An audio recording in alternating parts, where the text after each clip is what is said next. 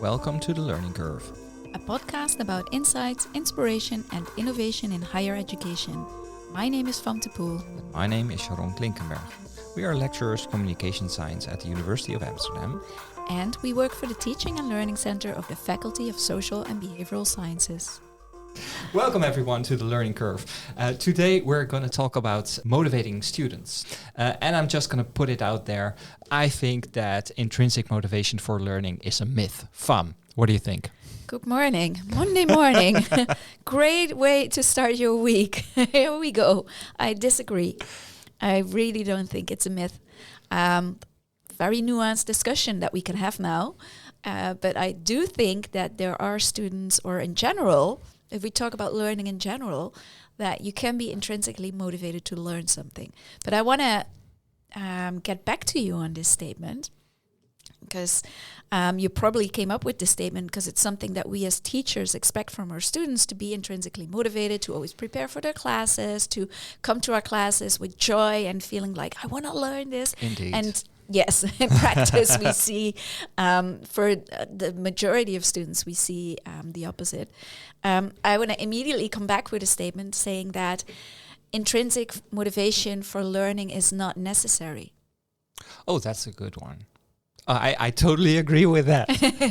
Yeah. So for me, it's the statement came up in the sense that when you formalize the learning process, you need to fit it in these boxes, right? And if you think about the self-determination theory, where we talk about autonomy and competence and relatedness, if you check all those boxes, yes, then you can be intrinsically motivated. But what does that mean? If I really want to be autonomous, then I want to have no one telling me what to do, right? Exactly. And if I want to focus on the competence level, I will only focus on the tasks at which I'm competent. Yeah. Because that motivates me. Yeah. And the relatedness is, of course, I do this with friends, the friends that I choose. Well, now you're in a classroom, you have to do something. The competence level is always very hard to achieve, because you get assignments, they're the same for everyone, and your competence level doesn't fit. So and there's no tailoring. Yeah, there. and in terms of relatedness, you could say, we'll do this with other students, but you don't choose these friends, students. Sometimes you do, but mostly you don't. But so in terms of relatedness, that's quite a challenge. Yeah, I want to immediately add something to that, because you say that we're working towards this intrinsic motivation, and right, with these three elements. But I feel like, especially when it comes to autonomy, you don't need to be intrinsically motivated to feel autonomous, because you can also have an intrinsic motivation that still feels autonomous, where you are doing something because it's helping you in terms, or not helping you, but you identify with something, and it's not necessarily sparking joy, as Marie Kondo would say. But you're doing it, for example, you're studying psychology and you want to become a clinical psychologist, and that's basically your dream. And then you have this whole program that you're following, and you don't feel intrinsically motivated for every course, but you might feel on a higher level extrinsically motivated, because it aligns with your goals and what you want to do. And to add to that, the competence indeed is a difficult one, because the students have different levels, but the relatedness, the connectedness, is something that we as teachers can actually invest in. Not necessarily only students working together, but also making them feel connected to your expertise, to your field of interest, and connecting with your students by even simply starting a class, even if it's a large-scale lecture, by saying hello, showing interest, and making sure that you get a relationship with your students, and not only students among each other. And I think that's something important that we often forget. Some teachers do it by nature, I find it I'm always interested in my students, but there's also teachers who teach because they, of course, have to teach, but their main focus is their research, and they're not that much interested in what their students doing and seeing them grow. And no judgment here. It's just they are intrinsically motivated to do something else, basically, right? Yes. So this is also something where we can achieve a lot, but I don't think we should aim. So I don't agree with your statement, but I want to change it. We shouldn't aim for intrinsically motivated students, and we should never expect intrinsically motivated students. But I think we should aim for getting students from the lower level of intrinsic motivation to a more higher level, where they feel the autonomy and they feel like they're learning something because it aligns with their goals, what they want to do after they graduate, or with their self-worth. But also to keep in mind, and I'm rambling off now, so I see you looking like, where can I jump in? Where can I jump in? Okay, last thing I'm saying is that also we should take into mind that some students come here who are either intrinsically motivated or who are autonomously motivated extrinsically, but have a high level of extrinsic motivation. But by the way that we design our teaching, we can actually lower their motivation. That is also something we should take in mind. Yeah, so I do agree with you, and I think that would be the focus for today's talk on what can we do to increase the motivation. So in terms of the autonomy, what can we provide in terms of autonomy, what can we provide in terms of competence and relatedness. And I do agree with you that you want to work toward this intrinsic motivation. It's also something that will take a long time, right? In the span of 4 years, we hope at the end we get master students that are able to write their thesis on their own and have enough competence to do this with have the confidence and also feel like, yes, I want to do this now. I have this idea that I want to study, and some students you see that really, and others feel like it's another thing I need to do to get my diploma. Yeah. So in terms of this competence, I think the competence is related to how difficult the task is, of course, right? If you provide a difficult task, you're going to feel incompetent. In the meantime, we have big classes with 300 students, so that means we cannot tailor the difficulty level of the task that we provide. So my argument would be to at least start with easy tasks. So when we design our exercises, let's say for a 7-week course or an 8-week course, start off easy. So you feel competent because you get a lot of things right. And what I did in the beginning when I was teaching and working with these assignments is it started out just a little bit too hard, and then the students hit a brick wall and they get discouraged. Their self-efficacy drops. Yeah, it drops immediately, and that lingers on for the rest of the course. So in terms of competence, it's hard to do at this point to tailor everything to individual ability levels. At least starting out easy will make sure that they can follow along and they feel this level of competence. Yeah. So I agree with you that you don't want to start off with a really difficult task where students at the start of the course immediately feel like, whoa, this is beyond my level. So I think indeed you need to break the ice and get them in there, and they need to feel that confidence. Oh, I can actually do that. But also let them know that the difficulty will increase. And that is an optimal situation, right? Because I see that, and also from my psychometrics background that I have, you can tailor this, but you really need to know what the ability level of the student is to try to fit that.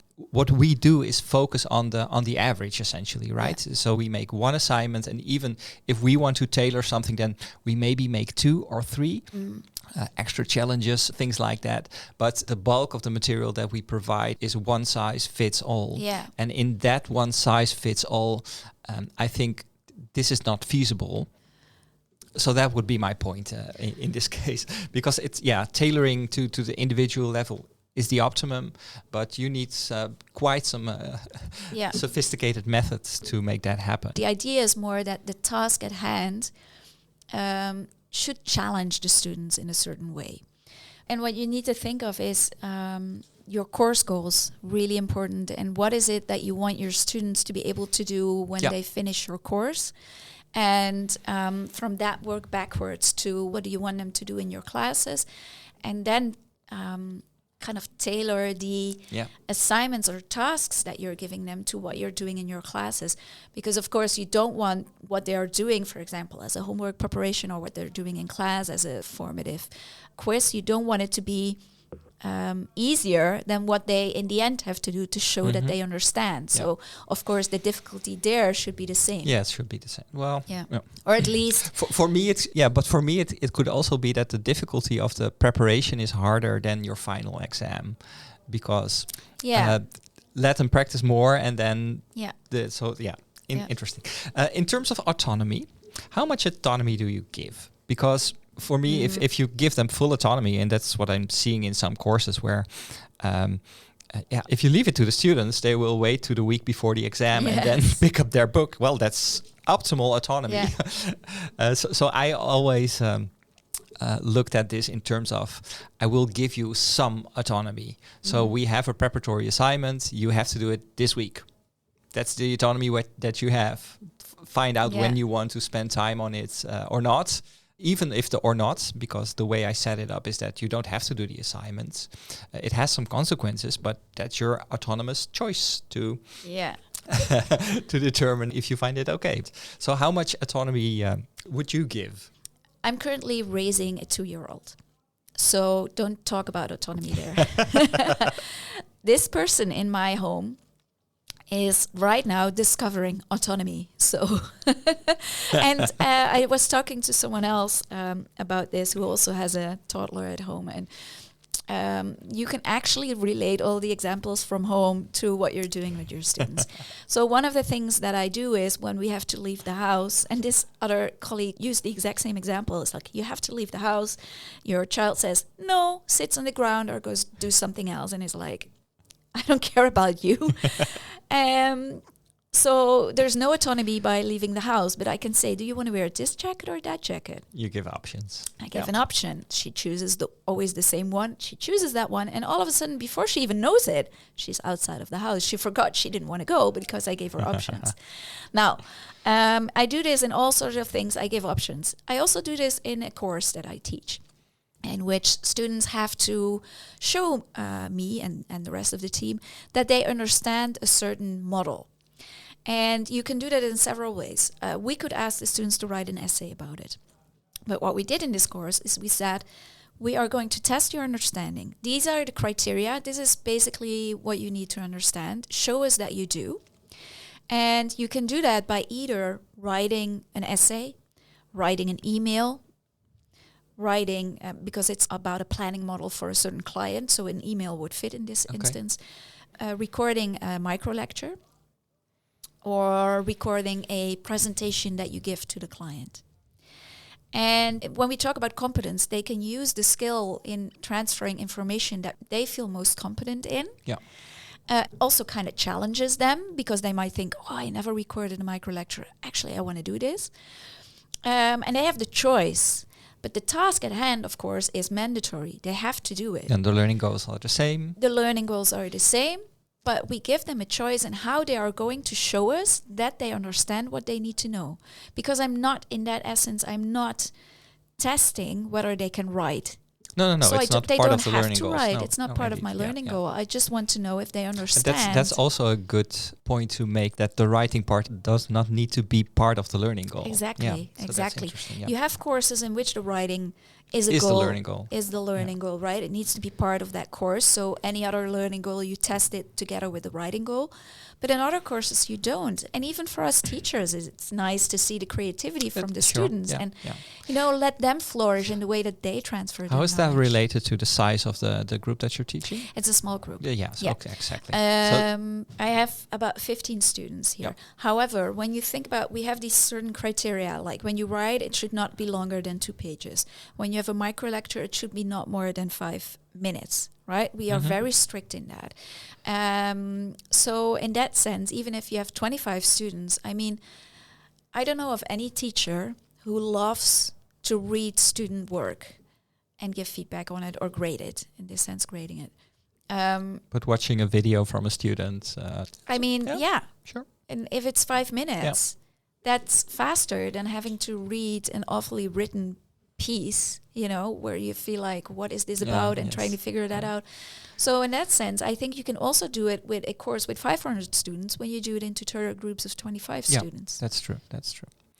You once made a remark on my deduction point system, where I said, well, in terms of autonomy, I tell the students, you get these credit points at the beginning of the course, and then you lose some credit points if you don't do the preparatory assignment. Yeah. In my mind, it's giving them autonomy to choose, making them aware that it has some consequences, but the consequences are in that sense fair. You can miss one, it has no consequences. You can miss two, it still has no consequences. If you miss three, some deduction will take place. Miss more than 3, 4, 5, and then total deduction if you miss everything. So in my mind, that is giving them the autonomy to work with that. Also emphasizing that the deduction is not on how good you make the assignment, but the fact that you actually spend time doing it. So it is rewarding the effort, but not how good you do it. And I tell them, you're allowed to make mistakes. You learn from your mistakes. If I know what your actual mistakes are, then we can help you. So you want to know what I think about that. Yeah, so I agree with the fact, for example, that you look at the effort. That is really important, and that students can make mistakes. I'm always, with this system, and I used to do the same, but then not with the deduction points, but you would get not a bonus point, but like a 1% or something. So I'm still not confident about what my opinion on this is. I'm not sure yet, but I feel like, what are we doing with the students here? We are really focusing on doing this or not. So with the deduction points, you're giving them a choice, but what do you do to make students understand why it is so important to make those tasks? Quite a lot, but it doesn't resonate with all students. And especially for large courses in first, second years courses, you don't reach all those students. There's a subgroup who gets it. For example, I emphasize in the lecture the importance and the relevance of everything we discuss in terms of being able to be a critical thinker, how that is relevant in the rest of your life, not just for this course. So there's a lot of validation in those lectures. But if you look at the amount of students that come to lectures, they're limited. The students who watch the lectures online, some even don't. So you're not reaching all students in that sense. So the alternative, if you would take away these measures, if you would take away the percentage of how much it counts towards the final grade, it is evidently that it doesn't work on this scale. So for a small scale course at year 3, year 4, different. It's a different story. But year 1 with 2, 3, 400 students, it just doesn't work. So then adding to that is maybe to see it in a broader context, where you gradually release the student, or you let go of control. So in the beginning, you would use a measure like this, and then while they're doing it, and while they feel the choice, but then gradually they might have these aha moments, like, now I get it. Oh yeah, I did the assignment, and so that is something you're working towards then. But what also happens is that students email at the end of the course, and how does this work with the grades? And like, well, I told you in the lecture, we told you in the tutorials, and it's on Canvas. And so even with your design and the way you think about how they chronologically go through the course, there are still students who you don't reach. And those are the really extrinsic regulated students who are still only thinking about their grade, so you haven't reached them, and they are only interested in their grade. But I think our goal should be, as teachers, when we design our courses and our lessons and make our lesson plans, to what you talked about in the beginning, think about autonomy, think about competence, and think about relatedness or connectedness, and the last one, that. How would you do that? Because the relatedness, I always try to bring it in the form of my relatedness as the teacher of the course with the students. I know where you come from. I've not always been at this competence level. I come from a very low education background, and I climbed up the very. So I really internally feel that if you are here, that you have the ability, but you just have to put in enough effort, then you will get through it.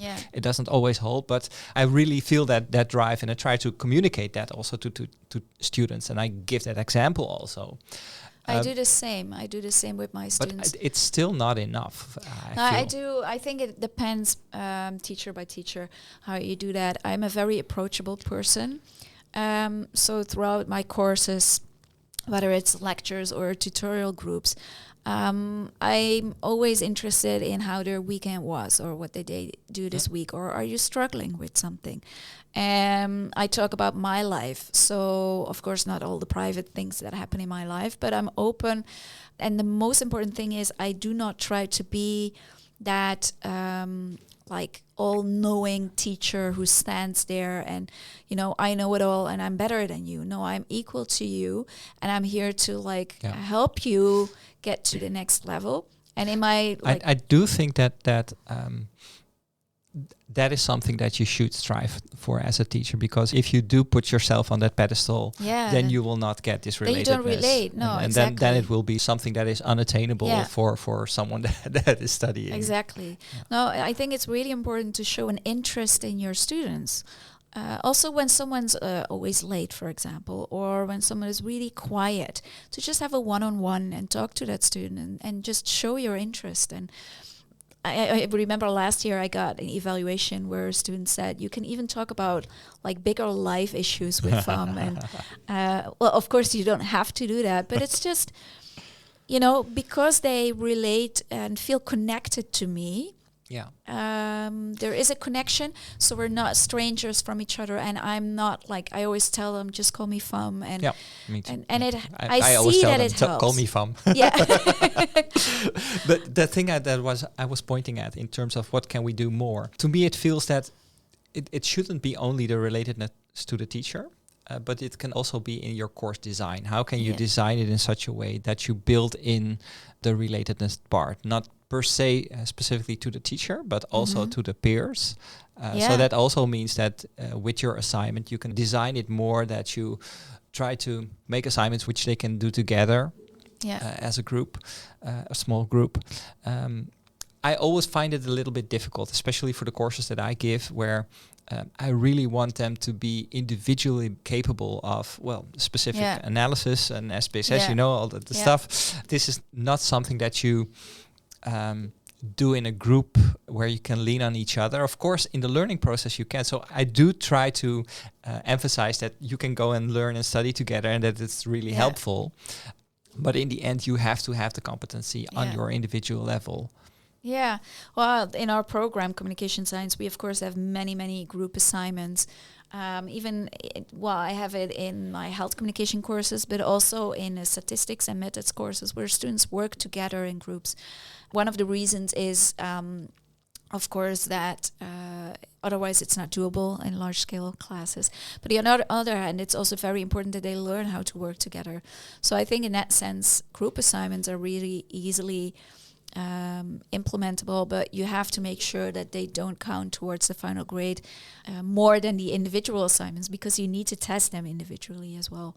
But I think it's really good. And I think another way is to work together with the study associations. So not student associations, but study associations, because you can help each other. We can help them get students interested in them. And on the other hand, they can help us find students if we want to know more about how they feel about our courses. There is a connectedness there. It's the extracurricular activities that some students do, which really helps in being connected to the university. Okay. I think, we can talk about this for hours. We'll wrap it up. But our poor listeners, their train has stopped long time ago. And yes. So in terms of wrapping up thoughts, I think in terms of autonomy, give them enough, but not too much. Yeah. Give them choices. The competency, I think this one is an important one. So lower the difficulty of the first few assignments. So make sure that you ease students in and that works out, and then you can build up the difficulty level. Yeah. And on the final remark on relatedness, be relatable as a teacher. Yeah. And the final part was then create some assignments which students can do together to emphasize the relatedness. Yes. We'll keep it at that.